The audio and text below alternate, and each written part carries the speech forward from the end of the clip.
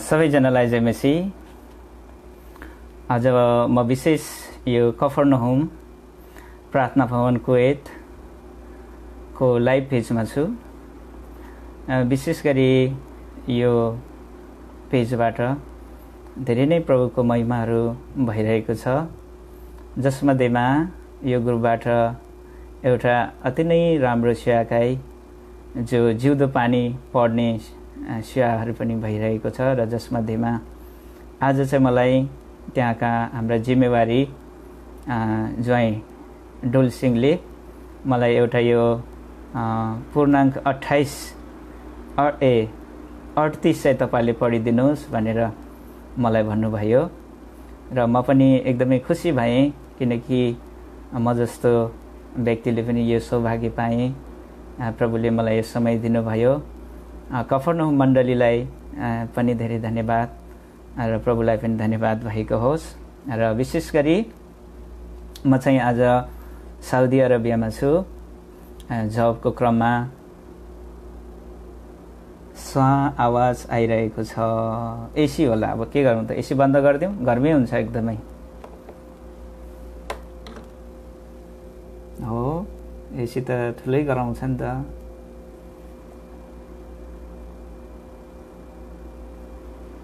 कस्तो धेरै ठुलो आवाज आइरहेको छ कि सामान्य मात्रै हो?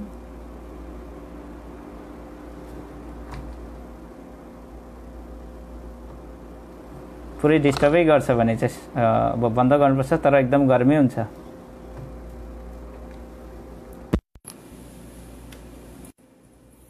ल, मैले इयरफोन निकालेँ, तपाईँले भनेअनुसार अहिले कस्तो सुनिँदैछ भन्नुहोस् त।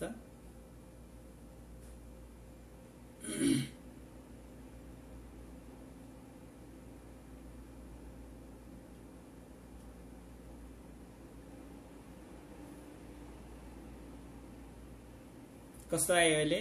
फेरि मेसेज गर्नुहोस् त।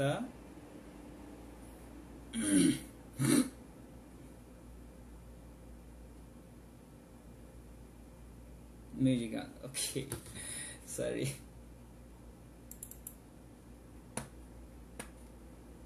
म्युजिक पनि हाल्नुपर्ने रहेछ है, मैले एकदमै मिस्टेक गरिरहेको छु। Okay, music add to in the playlist.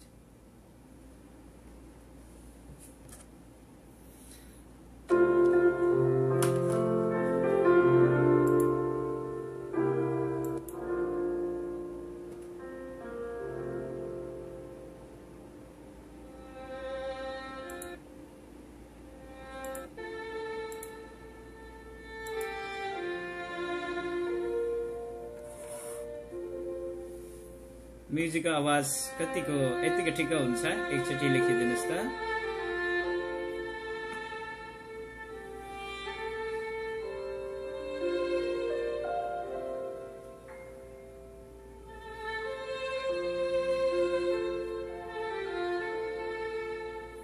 म्युजिकको आवाज ठुलो भयो कि ठिक छ? एकचोटि भनिदिनुहोस् त।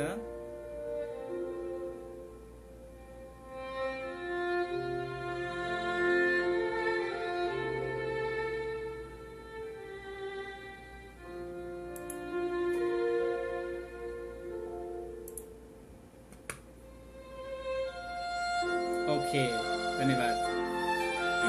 हुन्छ, मैले कुरा गरिरहेको थिएँ अनि मलाई पनि प्रभुले सौभाग्य दिनुभयो आफ्ना दासहरूको तर्फबाट भइकन।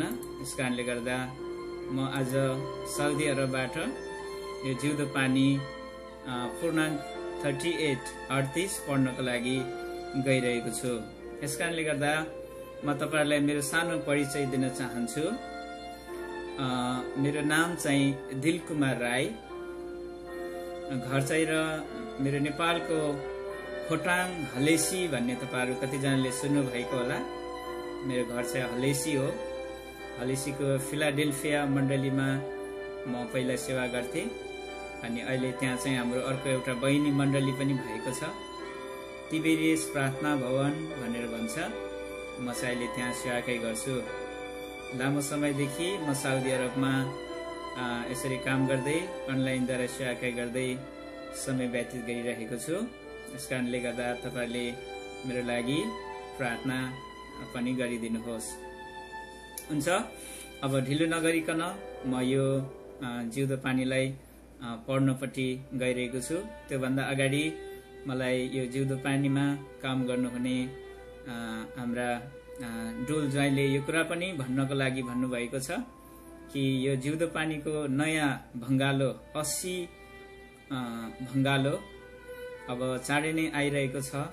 यस कारणले गर्दा तपाईहरु जतिजनाले यो भङ्गालोलाई पढ्न चाहनुहुन्छ, नयाँ आउने भङ्गालोलाई, अनि तपाईहरुले चाहिँ आफ्नो आइडी र फोन नम्बर दिनुपर्ने हुँदो रहेछ। र तपाईहरु जतिजनाले यो नयाँ आइरहेको भङ्गालोलाई पढ्न चाहनुहुन्छ, तपाईहरुले आफ्नो फोन नम्बर र नाम तपाईहरुले यो कफरनहुम प्रेयर हाउस पेजलाई तपाईहरुले त्यहाँ तपाईहरुले पठाइदिनु भयो भने र तपाईहरुले नयाँ भङ्गालो पढ्न पाउन सक्नुहुने रहेछ। यो कुरा मलाई नोटिस गरिदिनु भन्नुभएको थियो। यस कारणले गर्दा मैले यो नोटिस गरिरहेको छु। हुन्छ, आउनुहोस्, म अब यो जिउँदो पानी पढ्न गइरहेको छु। त्योभन्दा अगाडि म सानो प्रार्थना गरेर यो पढ्ने क्रमलाई सुरुवात गर्नेछु। आउनुहोस्, छोटो प्रार्थना गर्नेछु। जिउँदो सामर्थी दयालु अनुग्रहकारी प्रेमी परमेश्वर पिता, म तपाईँ परमेश्वरको पवित्र चरणमा आइकन मेरा सबै दुर्बलता र कमजोरताहरूलाई तपाईँ परमेश्वरको चरणमा सबैभन्दा पहिला मानिलिन्छु। किनकि प्रभुजी, म एउटा माटोले बनिएको मानिस जाति हुँ। दिनदिनमा, क्षणक्षणमा, पल पलमा म भूल गल्ती गरिरहने मान्छे हुँ। प्रभुजी, आज दिनभरि पनि मैले तपाईँ परमेश्वरको विरुद्धमा कति पापहरू गरे, तपाईँ परमेश्वरको आज्ञालाई उल्लङ्घन। यस कारणले गर्दा म तपाईसँग मेरा सबै पाप र अपराधहरू क्षमा माग्न चाहन्छु। तपाईँ परमेश्वरले मलाई क्षमा गर्नुहोस्। र प्रभुजी, विशेष गरी तपाईँ परमेश्वरलाई धन्यवाद चाहँदछु तपाईले मलाई दिनुभएको यो आजको सुन्दर समयको लागि। हजुर परमेश्वरले मलाई शुभ बिहानीदेखि सूर्यास्तसम्म नै यसरी सहायता गर्नुभयो र बेलुकीको समयमा विशेष गरी प्रभुजी यो कफरनहुम प्रार्थना भवनद्वारा यसरी प्रभुजी पढिरहनु भएको जिउँदो पानीलाई आज मलाई पनि यो पढ्ने भाग आज प्रभुजी यो मण्डलीबाट तपाईबाट भइकन मण्डलीले मलाई पनि यो सौभाग्य दिए। यस कारणले गर्दा प्रभुजी, म दुर्बल कमजोर पनि तपाईँ परमेश्वरको चरणमा आइकन अब आज प्रभुजी यो पाठहरू पढ्न गइरहेको छु। अब तपाईँ परमेश्वरले मलाई विशेष गरी सहायता गर्नुहोस्। मैले कसरी पढ्नुपर्छ स्पष्टसँग पढ्नको निम्ति सहायता गर्नुहोस्, ताकि सुन्नेहरू सबैजनाले यसलाई राम्रोसँगले बुझ्न सकेका हुन्। कति कुरामा मेरो पढाइ अस्पष्ट हुन सक्छ, तर पनि प्रभु तपाईँ परमेश्वरको सहायता अनुग्रह चाहन्छु। तपाईले सहायता गर्नुहोस्। सर्वशक्तिमान प्रभुजी, सबै दया अनुग्रह तपाईँ परमेश्वरबाट चाहँदै धन्यवाद सहितको बिन्ती प्रार्थनालाई प्रभु यीशु मसीहको नाममा चढाउँदछु। पिता, तपाईले स्वर्गबाट सुनेर ग्रहण गर्नुहोस्। आमेन। अब म तपाईहरुलाई फेरि पनि एकपल्ट रिक्वेस्ट गर्छु, तपाईहरु जतिजनाले सुनिरहनु भएको छ, मलाई एकपल्ट तपाईले थोरै मेसेज गरिदिनुहोस् त। यहाँ मलाई एउटा कल आएको थियो, त्यो कलको कारणले गर्दा कतै म तपाईहरुबाट डिस्कनेक्ट त भइन भनेर मलाई एकदमै लागिरहेको छ। यदि तपाईले म बोलेको सुनिरहनु भएको छ भने ठिक छ, होइन भने अब के गर्नुपर्ने म तपाईबाट थोरै सल्लाह चाहन्छु। डोलजाई, तपाईले मलाई एउटा मेसेज गरिदिन सक्नुहुन्छ?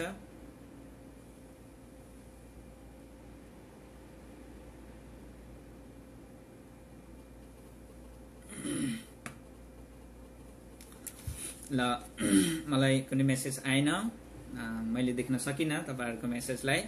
यस कारणले गर्दा मैले आशा गरेको छु लाइभमा चाहिँ एकदमै मिनेट गइरहेको कारणले गर्दा मलाई लाग्छ तपाईहरुले सुन्नु भएको छ भनेर। अब म तपाईहरुलाई यो जिउँदो पानीको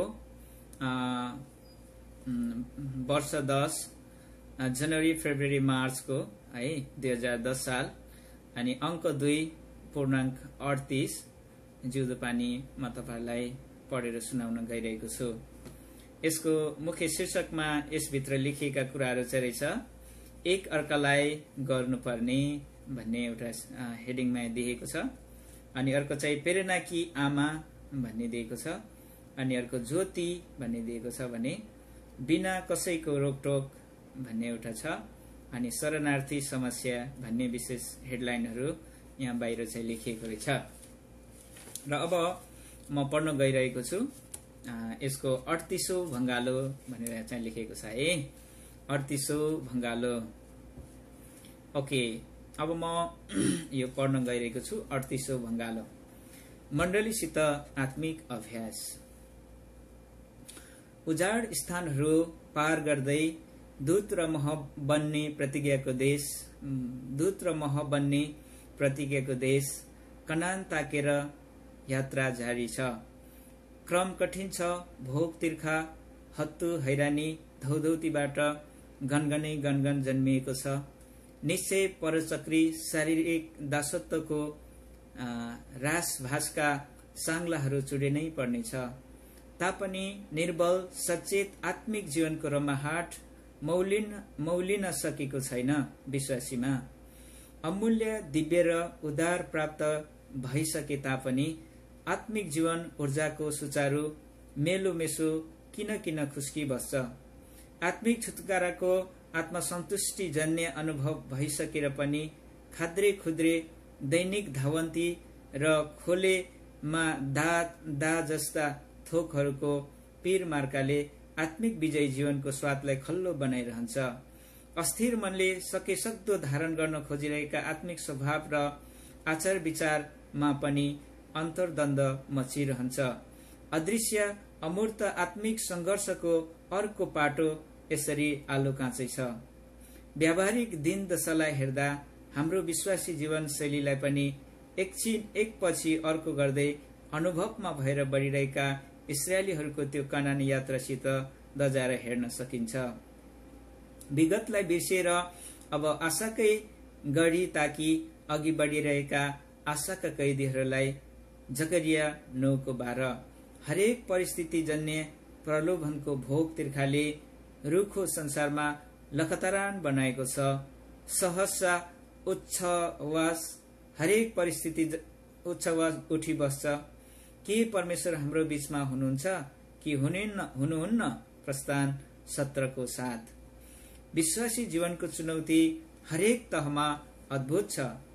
तापनि सत्यधर्मी अनन्त अजम्बरी परमेश्वरको वचनको सारभेद सोझो र सरल सत्य छ। दुःख जिलो गरेको कतिको गरेरै कस्तो लेखेको रहेछ, यहाँ अलिकति मेटिएको रहेछ। दुःख जिलो गरेको कतिको इमानदार हुने, अलिकति नमिलेको जस्तो लाग्यो यहाँ। इमानदार हुने यस्तो परीक्षाका घडीहरूमा चट्टान फोरेर स्वच्छ पानीको झरना बगाउने मोसा जस्ता साहसी र इमानदार अगुवा को बनिदिने। वास्तवमा यस्तो समयचेत शिरोभार कुनै अगुवा विशेषको मात्रै होइन, तर हरेक विश्वासी संयमको हो। किनकि ख्रिस्टको नयाँ व्यवस्थालाई सामूहिक काँध हालेर हामीले सँगै विश्वासीको साँचो चिनारी राख्न सक्छौं। हरेक भित्र दुखेका पीडा बोधलाई सम्भावले छोएर यस्तो लेखिएको छ, भातृ प्रेम बनिरहोस्, किनकि यसरी नै कसैले थाहै नपाई स्वर्गदूतहरूको सत्कार गरेका छन्। हिब्रू 13:1-2। यसरी यो भातृत्वको दर्शनले मण्डलिक घडीको चौसुरलाई सबल बनाएको छ। व्यक्तिगत पारिवारिक भारका अतिरिक्त हामीले उतार्नै पर्ने माण्डलिक अभिभार छ। अनेकौं चोटि पढेका, सुनेका अनि धेरै हदसम्म बुझेका परमेश्वरीय वचनको मूल दर्शनलाई सधैँ व्यावहारिक प्रकृतिमा आभास गर्दै जानु नै वर्तमान आत्मिक कनानी यात्रा हो। माण्डलिक टन्टा र भारहरूलाई विश्वासयोग्य भई उठाउँदा नै हामी एक साधारण विश्वासी भन्दा बढी मण्डलीको एक आत्मिक अंग बन्छौं। यस्तै हिसाबले ख्रिस्टको जिउँदो प्रेमको विस्तार र सम्वर्धन हुन्छ। सुखको उतालले होइन तर दुःखका छालहरूले नै हामीलाई सधैँ एक आपसमा मिलाएको छ। अनि वचनले हामीलाई प्रेरणा दिएको छ, एक मित्रले सधैँ प्रेम गर्छ, दाजु भाइ चाहिँ दुःखको बेलाको लागि जन्मेको हुन्छ। हितोपदेश 17:17। हाम्रो आत्मिक जन्मको मूल अर्थ पनि मण्डलिक एकै आत्का भई उठाउनु पर्ने यस्तै भारहरूमा नै सार्थक बनेको छ। शारीरिक प्रतिद्वन्द्व भन्दा पनि धेर उखरमाउलो छ आत्मिक संघर्ष। तर यही लडन त लडेर नै आत्मिक भातृत्व एकता र शान्ति रहित हामीले आफ्नो आत्मिक यात्रालाई अघि बढाउनु नै एक इमानदार विश्वासीको आत्मिक अभ्यास हो, जसले मण्डलिक एकतामा भएर ख्रिस्टको प्रेममै व्यवस्था पूरा भएको हुन्छ। एउटाले अर्कोको भार उठाऊ र यसरी नै ख्रिस्टको व्यवस्था पूरा गर। गलाती 6:2। नचाहिँदो अशान्ति, अमेल, मतान्तर र असन्तुष्टिको भार बोकाएर होइन, तर नम्रतापूर्वक एकाअर्काको भार उठाएर संघर्षमय कनानी यात्रालाई सुगम बनाउनु विश्वासीको कर्तव्य हो। धन्यवाद। मैले यो पढिसके। मैले यहाँ म्युजिक प्ले गर्नु बिर्सेछु, माफ गर्नुहोस् है। यत्रो पढिसके, मैले मेसेज पनि तयारी नै छु, सरी। अब मैले म्युजिक हालेको छु है। ओके, यो 38औं भंगालो मैले पढिसके। अब म यता अगाडि बढ्न चाहन्छु। अब यहाँ चाहिँ बाइबल अध्ययन भनेर लेखिएको रहेछ। लेख्ने हुनुहुन्छ तार सिंह राई, एबेनेजर, तरहरा, नेपाल। यहाँ तार सिंह लेखेको रहेछ। हुनसक्छ मलाई दाजुको नाम चाहिँ पार सिंह भनेर चाहिँ मैले उहाँलाई चिनेको छु। यो प्रिन्टमा सायद गल्ती भएको हुन सक्छ है। अनि यसमा चाहिँ हाइलाइटमा चाहिँ बाइबल एउटा दर्शन शास्त्रको पुस्तक होइन, यो त परमेश्वरको जिउँदो र सत्य वचन हो। परमेश्वरको वचनमाथि विश्वास गर्नाले धेरै व्यक्तित्वहरू चरित्रवान भएका छन्। एक अर्कालाई गर्नुपर्ने व्यावहारिक कुराहरू यस हाइलाइटमा, यस साइटमा दिएको रहेछ। अब म यसमा लेखिएको मेन कुराहरू म तपाईलाई पढेर सुनाउन गइरहेको छु। ओके, अब यहाँ म पढ्न गइरहेको छु। पवित्र शास्त्र बाइबल परमेश्वरको जीवित वचन हो। यो परमेश्वरको प्रेरणाद्वारा दिएको 2 तिमोथी 3:16 तथा पवित्र आत्माको प्रेरणाद्वारा लेखिएको सत्य वचन हो। 2 पत्रुस 1:21। यो परमेश्वरको वचन सुनाइले प्रत्येक मानिसमा विश्वास आउँछ। रोमी 10:17। यसरी परमेश्वरको वचन पढेपछि तथा सुनेपछि आउने विषय चाहिँ नदेखेको कुराको प्रमाण र आशा राखेको कुराको निश्चयता हो। हिब्रू 11:1। यदि कुनै कुरा आँखाले देखिँदैन र पनि हामी प्राप्त गर्छौं र अनुभव गर्दछौं भने त्यो विश्वास हो। जस्तो 2 जना अत्यन्त घनिष्ठ मित्र छन्, तिनीहरूले एकले अर्काको मनका कुरा देखेका हुँदैनन् र पनि एकले अर्कालाई विश्वास गर्दछन्। विश्वासकै कारणले उनीहरूले एकले अर्कोबाट प्राप्त गर्न चाहेका कुराहरू प्राप्त गर्न सक्छन्। उनीहरूले एक अर्काप्रतिको विश्वास उनीहरूको व्यवहारमा देखिन थाल्छ। ठिक यसै गरी हामीले परमेश्वरलाई देखेका छैनौं, तरै पनि विश्वास गरेका छौं। परमेश्वरलाई विश्वास गरेको कारणले हामी धेरै कुराहरू पाएका छौं। हाम्रो जीवनमा ठूला ठूला परिवर्तन छन्। यो कुराको अनुभव तथा अनुभूति हामीले गर्न सकेका छौं। यसैले विश्वास चाहिँ नदेखेको कुराको प्रमाण र आशा नराखेको कुराको प्राप्ति हो भन्ने परमेश्वरको वचन हाम्रो जीवनमा सार्थक भएको छ। अर्थात हामीले यो कुराको अनुभव गर्न सकेका छौं। यही परमेश्वरको सत्य वचनले हामीलाई एकले अर्कोलाई गर्नुपर्ने धेरै व्यावहारिक कुराहरू सिकाइएको छ। यी व्यावहारिक कुराहरूमध्ये केही तल उल्लेख गरिएको छ। 1 एकले अर्कालाई प्रेम गर्नु। यूहन्ना 13:34-2 एकले अर्कालाई आदर गर्नु। रोमी 12:10 एकले अर्कालाई बाँडचुट गर्नु। प्रेरित 20:35 4 एकले अर्काको भार उठाउनु। गलाती 6:2-5 एकले अर्काको कुराको ध्यान दिनु। फिलिप्पी 2:4 6 एकले अर्कासँग एकै मनका हुनु। रोमी 12:16 7 एकले अर्काको उन्नति गर्नु। रोमी 14:19 8 एकले अर्कालाई ग्रहण गर्नु। रोमी 15:7 एकले अर्कालाई क्षमा दिनु। कलसी 3:13 अब हामी यो एकले अर्कालाई प्रेम गर्नु भन्ने विषयमा विस्तृत पढ्न गइरहेका छौं। एकले अर्कालाई प्रेम गर्नु। यूहन्ना 13:34 रोमी 13:8 पवित्र शास्त्र बाइबल अनुसार परमेश्वर प्रेम हुनुहुन्छ। 1 यूहन्ना 4:8 परमेश्वर प्रेम भएकै कारणले उहाँले संसारलाई प्रेम गर्नुभयो र आफ्नो एकमात्र पुत्रलाई दिइहाल्नुभयो। यूहन्ना 6:16 परमेश्वरले हामीलाई प्रेम गरेको प्रमाण ख्रीष्ट हाम्रा निम्ति मर्नुभयो। रोमी 5:8 यसरी परमेश्वरले हामीलाई पहिले प्रेम गर्नु भएकोले हामीले पनि परमेश्वरलाई प्रेम गर्नु पर्दछ। 1 यूहन्ना 4:19 परमेश्वरले हामीलाई अनन्त प्रेमले प्रेम गर्नु भएको छ। परमेश्वरको वचन हामीलाई निम्न वचन अनुसार प्रेम गर्नु सिकाइएको छ। परमेश्वरको वचनले हामीलाई निम्न वचन अनुसार प्रेम गर्नु भनी सिकाइएको छ।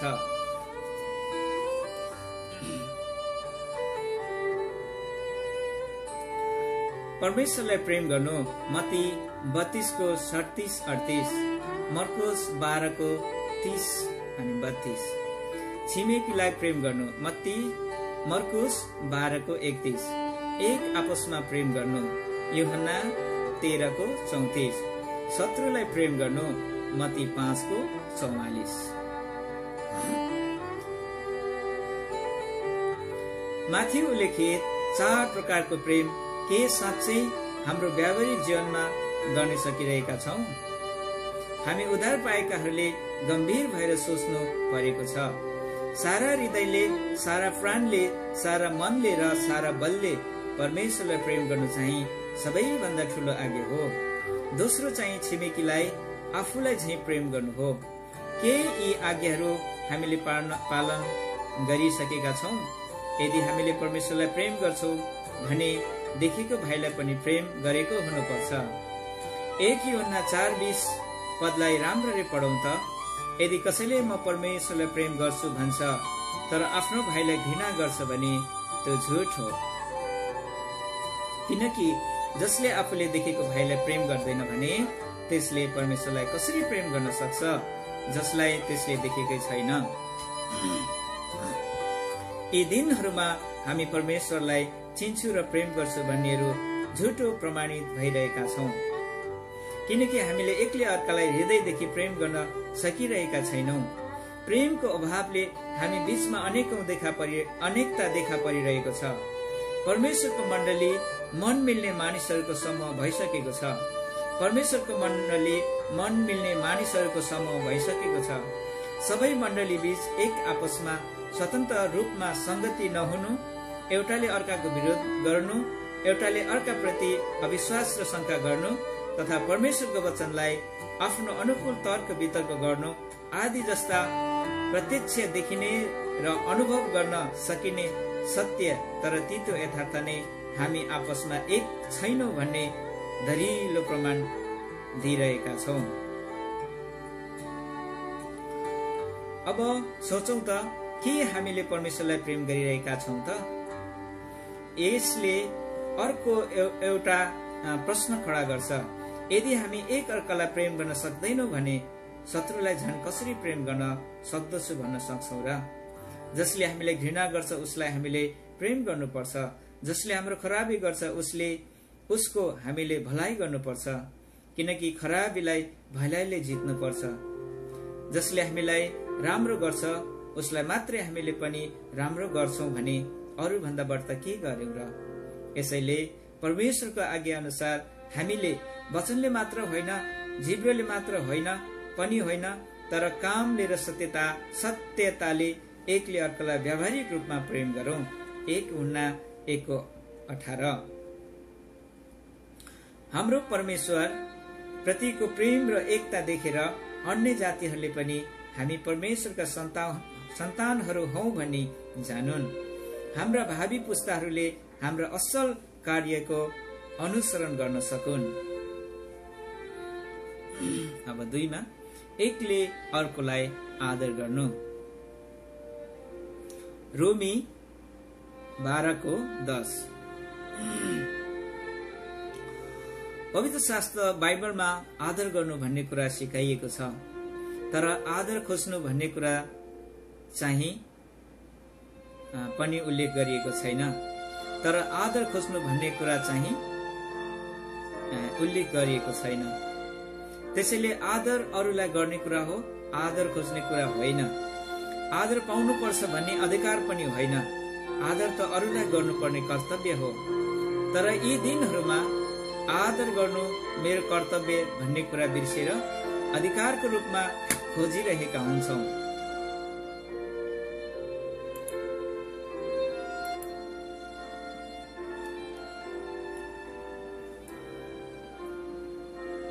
जस्तो पाको उमेरकाहरूले कम उमेरकाहरूलाई, पतिले पत्नीबाट, ठूला दर्जाकाहरूले साना दर्जाकाहरूबाट, साथै मण्डलीका अगुवाहरूले सर्वसाधारण विश्वासीहरूबाट अधिकारको रूपमा आदर खोजिरहेका हुन्छौं। बाहिरका कुराहरूलाई छोडौं। हामी ख्रिस्टका जनहरूमा पनि यस्ता अपेक्षाकृत आदर नपाउँदा र आदर गर्नु हाम्रो कर्तव्य हो भनी नजानेर पनि आदर गर्नुपर्नेलाई आदर गर्न नसक्दा कता भूल बुझाबुझ भइरहेको हुन सक्छ। यसले गर्दा हाम्रो विवेक अशुद्ध हुन जान्छ। अशुद्ध विवेकको कारणले हामी भित्र एक आपसमा शंका उपशंका उत्पन्न हुन सक्छ। शंका उपशंकाले मनमुटाव उत्पन्न हुन्छ। यसरी एक आपसमा शंका तथा उपशंका गर्दै सेवा गरिरहँदा आत्मिक जागृति हुँदैन। अर्को कुरा, पतिले आफ्नी पत्नीबाट आदर पाउनु मेरो अधिकार हो भनी सम्झनु पनि भूल बुझाइ हो। आदर पाउनु पतिको अधिकार होइन, आदर गर्नु पत्नीको कर्तव्य हो। यसरी आदर गर्ने र पाउने बीच बाइबलले भने झै कर्तव्य पालन गर्यो भने हाम्रो दाम्पत्य जीवन सुखमय र आशिषमय हुनेछ। यसरी आदर पाउनु मेरो अधिकार होइन, तर आदर गर्नु मेरो कर्तव्य हो भनी जानेर व्यावहारिक रूपमा एकले अर्कोलाई आदर गर्ने बानीको विकास गरौं। व्यावहारिक रूपमा हामी एक असल नमुना बन्नेछौं। अब 3 एकले अर्कोलाई दिनु वा बाँडचुँड गर्नु। प्रेरित 20:35। परमेश्वरको वचनले लिनु भन्दा दिनु असल हो भनी सिकाएको छ। परमेश्वरको वचनले हामीलाई आफूसँग भएको कुरा अर्कालाई दिनु वा बाँडचुँड गर्नको लागि उत्साह दिएको छ। आफूसँग भएको कुरा अरूलाई दिनको लागि हाम्रा प्रभु येशू नै हाम्रो निम्ति एक असल नमुना हुनुहुन्छ, जसले आफ्नो शरीर नै हाम्रो निम्ति जिउँदो बलिदानको रूपमा दिइहाल्नु भयो। यो भन्दा अझै हाम्रो लागि प्रेरणा दिने उदाहरण अरू के नै पो हुन सक्छ र? तसर्थ हामीले पनि प्रभुबाट पाएका कुराहरू अरूलाई दिनको लागि तयार हुनुपर्छ। हामीले दिनुपर्ने मुख्य कुराहरू: मुक्तिको सन्देश बाँडचुँड गर्नु। परमेश्वरले भन्नुभएको छ, सित्तैमा पायो सित्तैमा देऊ। हामीले पापको क्षमा प्रभुबाट सित्तैमा पाएका छौं। मुक्ति पाएको प्रमाण हाम्रो जीवनमा साँचो शान्ति तथा आनन्द आएको छ। यो अनुभव हामीले अरूलाई बाँडचुँड गर्नुपर्छ वा दिनुपर्छ। प्रभुको वचनले भन्दछ, देऊ र तिमीलाई दिइनेछ। खाँचोमा परेकाहरूलाई दिनु। हामीसँग भएको भौतिक वस्तुहरू पनि खाँचोमा परेकाहरूलाई दिनुपर्छ। मुखले चाहिँ विचारा भन्दछौं, तर मनको आवश्यक परेको कुरा दिँदैनौं भने हामी व्यावहारिक विश्वासी हुँदैनौं। यस विषयमा याकुब लेख्छन्, कोही भाइ वा बहिनी नाङ्गो र दिनुहुँ चाहिने खानेकुराको खाँचो छ अनि तिमीहरू मध्ये कसैले उनीहरूलाई भन्छ शान्तिसित जाऊ, न्यानो भएर बस, पेटभरि खाओ, तर तिमीहरूले उनीहरूलाई चाहिने कुराहरू दिँदैनौ भने के फाइदा भयो। याकुब 1:15 र 16। यी पदहरूबाट हामीले अरूलाई दिनुपर्छ भन्ने प्रेरणा पाइन्छ।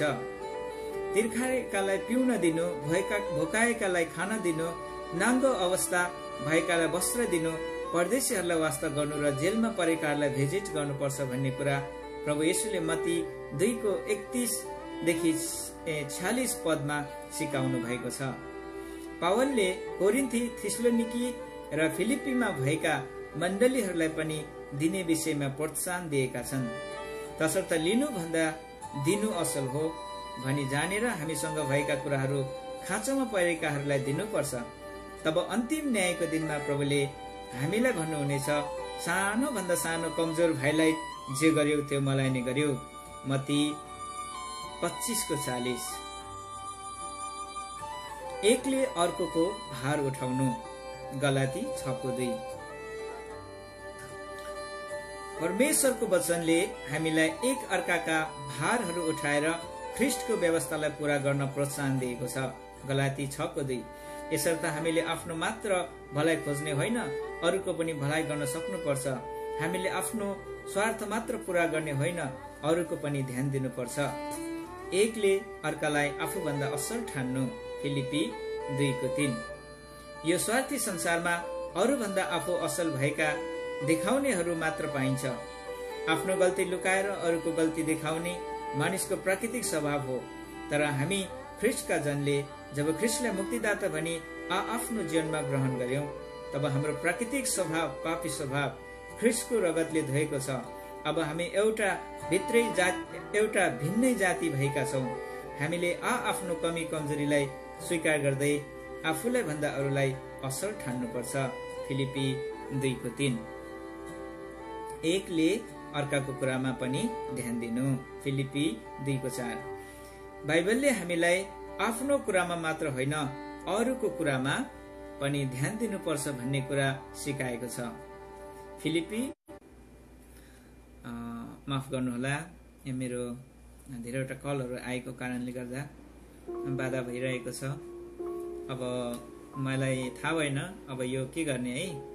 अब अनलाइनमा भएपछि सबैले देख्छ अनि कल गर्दो रहेछ है, अनि यहाँ त्यस्तो भइरहेको छ। माफ गर्नुहोस्।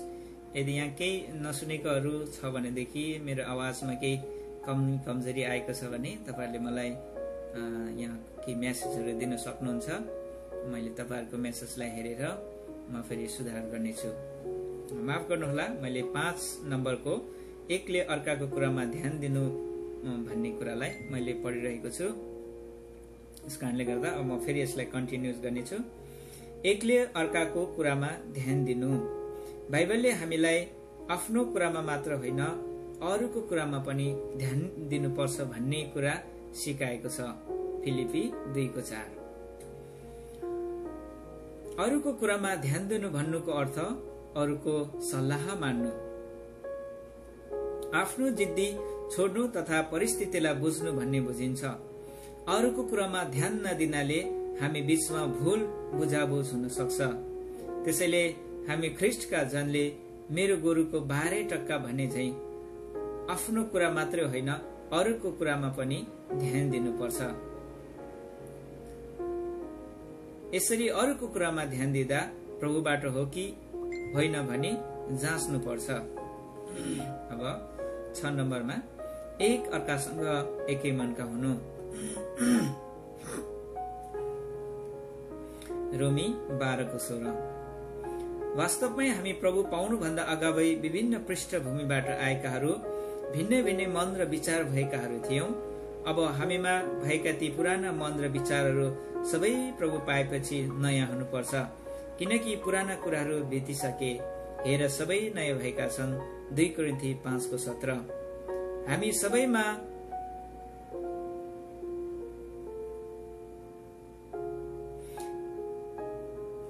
सबैमा एउटै मन छ, त्यो हो ख्रिस्टको मन।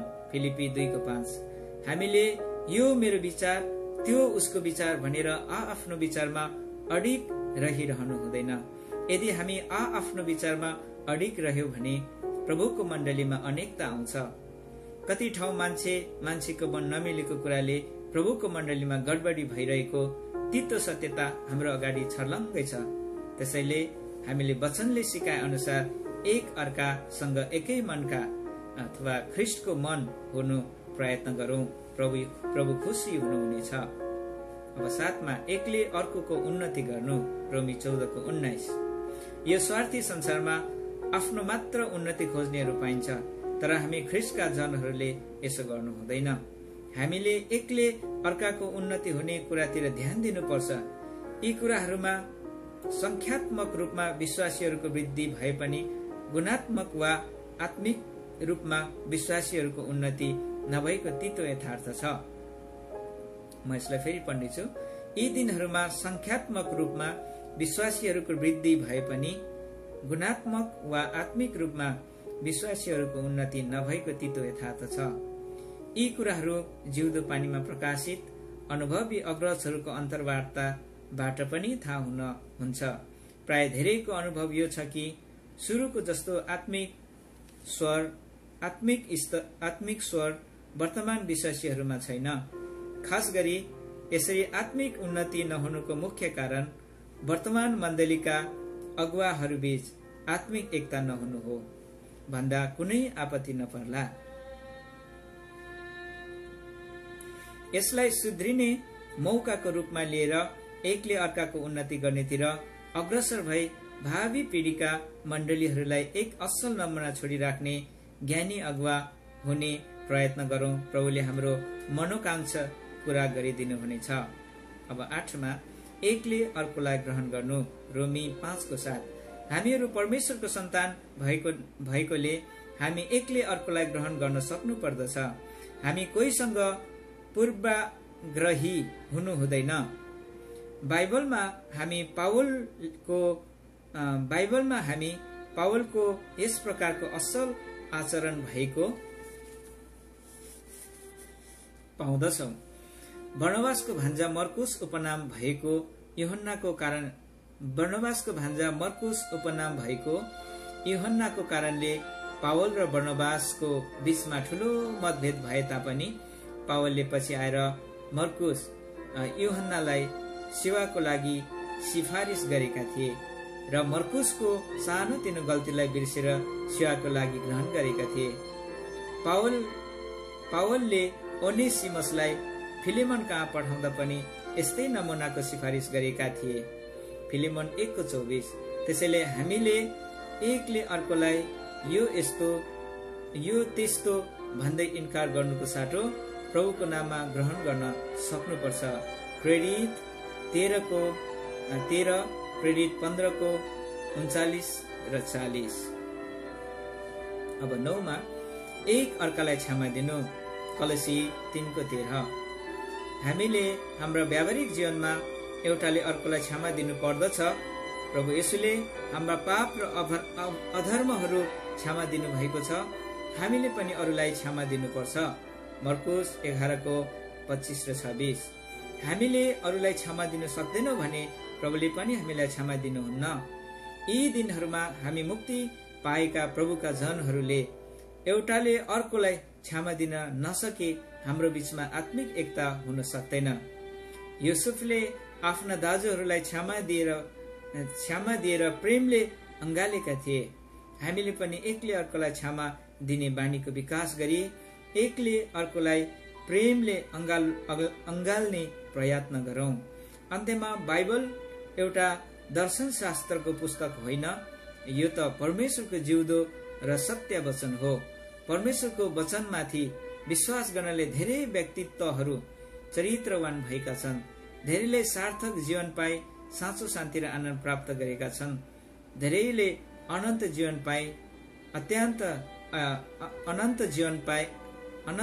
पाए अनन्त राज्यमा प्रवेश गर्ने जिउँदो आशा एवं निश्चयता प्राप्त गरेका छन्। हामी पनि यही साँचो शान्ति र अनन्त जीवन पाएर अनन्त राज्यमा प्रवेश गर्ने आशामा छौं। अब हामी जुन जीवन जिरहेका छौं, यो जीवन हाम्रो होइन। ख्रिस्टको जीवन हो। अब हामीमा ख्रिस्टको मन हुनुपर्छ।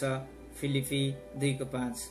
हामीमा भएको ख्रिस्टको जीवन र ख्रिस्टको मन हाम्रो व्यावहारिक जीवनमा अरूले देख्न र अनुभव गर्न सक्ने हुनाले हामी दार्शनिक विश्वासी होइनौं, बरु हामीले व्यावहारिक विश्वासी बनी माथि उल्लेखित बाइबलले सिकाएका एकले अर्कालाई गर्नुपर्ने व्यावहारिक कुराहरू गर्ने प्रयत्न गरौं। यसो गर्नाले मण्डली ख्रिस्टको देह र हामी प्रत्येक विश्वासी मण्डलीका अंगहरू हौं भन्ने देहको दर्शन प्रमाणित हुनेछ। जसरी शरीरका अंगहरू एक आपसमा मिलेर बनेका हुन्छन् र एउटाले अर्कोको दुःखमा सहभागी हुन्छन्, त्यसरी नै हामीले पनि एउटाले अर्कोलाई गर्नुपर्ने आफ्नो कर्तव्य बुझेर पालना गर्ने प्रयत्न गरौं। यसो गर्नाले हामी परमेश्वरका सन्तान हो भन्ने कुराको प्रमाण दुनियाँलाई दिन सक्छौं। प्रभु हाम्रो साथमा हुनुहुन्छ। धन्यवाद। यो एबिनेजर प्रार्थना भवनमा सेवाकाई गर्नुहुने हाम्रा दाजु पारसिङ राईले लेख्नु भएको यो बाइबल अध्ययनलाई मैले पढेर सिध्याएँ। एकदमै राम्रो लेख्नु भएको रहेछ है। यो पढेर मैले सिध्याएँ, तर मैले पढ्दै जाँदाखेरिमा यो कति कुराहरू कि यहाँ के भएको छ भनेदेखि मैले स्पष्टसँग यो कुरालाई पढ्न सकिनँ होला, तर म आशा गर्छु तपाईहरुसँग जिउँदो पानी छ भने तपाईहरुले पनि आफ्नो जिउँदो पानीलाई अगाडि राखेर तपाईहरुले मैले पढेको कुरालाई हेर्न सक्नुहुनेछ र मैले गल्ती गरेको ठाउँहरुमा तपाईहरुले सच्याएर सुनिदिनुहोस् है। अनि यहाँ एउटा प्रार्थना गरौं भन्ने यहाँ विषय लेखेको रहेछ। यो सायद नपढ्दा पनि हुन्थ्यो होला, तर मलाई यो कुरा पनि याद गर्न मन लाग्यो। 29 सेप्टेम्बर 2009 धरान 19 चौकीबारी नेपाल। अनि त्यहाँको कुरा लेखेको रहेछ। म तपाईलाई पढेर सुनाउँछु ल। तपाईले सुन्नुभयो भनेदेखि तपाईले पनि यो कुरालाई याद गर्नुहुनेछ है। सियोन प्रार्थना भवनमा विशेष सेवा अवधिमा जुन अप्रत्याशित अप्रिय दुर्घटना घटेर प्रभुका जनहरू प्रभुमा उठी गए, त्यस दुःखद दुर्घटनाले विश्वव्यापी मण्डलीलाई मर्माहत तुल्याएको छ। तसर्थ शरीरमा आफन्तहरूलाई गुमाउने घर परिवार अनि सम्बन्धित मण्डलीहरूको पक्षमा भएर हाम्रा सन्ताउनाका परमेश्वरलाई प्रार्थना गरौं। अब फेरि कहीँ कतै कहिले पनि यस्तो दर्दनाक दुर्घटना नघटोस्। परमेश्वरले हाम्रो मण्डलीलाई शान्ति, सुरक्षा र समृद्धि दिए आफ्नो अनन्त नामको महिमा लिउन्। जिउँदो पानी परिवार। जिउँदो पानी परिवारले एउटा प्रार्थनाको विषय राख्नु भएको रहेछ। यो त अब अहिले प्रार्थना गर्ने कुरा त थिएन, तर पनि यो समयमा चाहिँ हाम्रो यो प्रकारको घटना घटेको थियो भनेर मैले तपाईहरुलाई याद तपाईलाई पनि रहोस् भनेर मैले पढेर सुनाएँ है। प्रार्थना त अब त्यो समयमा हामीले गरिसक्यौं। कति प्रार्थनाका उत्तरहरू प्रभुले हामीलाई दिइसक्नु भयो है, तर पनि मैले चाहिँ यो कुराहरू तपाईहरुले फेरि पनि यो बितेको कुरालाई पनि याद गर्नुहोस् भनेर यो कुरालाई मैले पढेर सुनाएँ। यो चाहिँ 29 सेप्टेम्बर 2009 मा भएको कुरा रहेछ। ओके, अब म फेरि अर्को पाठ पढ्न गइरहेको छु, तर यो पाठ त धेरै लामो रहेछ। यसकारणले गर्दा म आज तपाईहरुसँग यतिमा नै बिदा माग्नु पर्यो। आज मेरो पहिलो दिन पनि हो। मलाई अलिकति पढ्ने मेरो त्यति कठिनाई पनि मलाई अलिकति भइरहेको छ, तर त्यति धेरै त होइन।